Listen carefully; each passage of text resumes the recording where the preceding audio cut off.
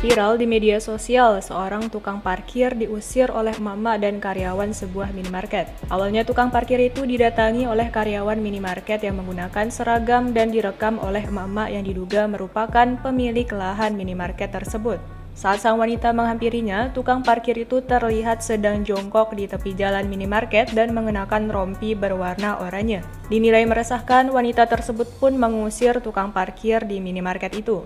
Tukang parkir itu sempat mengaku sudah minta izin, namun emak-emak pemilik lahan menyangkal hal tersebut. Sambil tertunduk, tukang parkir itu pun mengiyakan permintaan wanita yang merekamnya untuk pergi.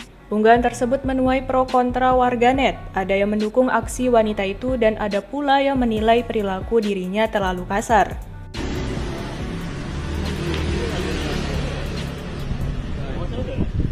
Dia kan tadi kan udah ngomong. Ngomong sama siapa? Itunya yang ngomong. Nggak ada ngomong-ngomong. Udah pergi. Nggak boleh nggak ada tukang parkir di sini.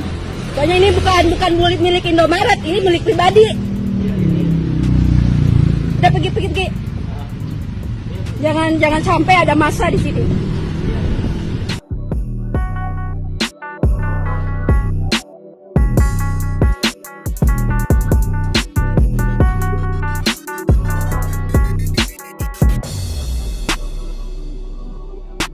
Terima kasih sudah nonton. Jangan lupa like, subscribe, dan share ya.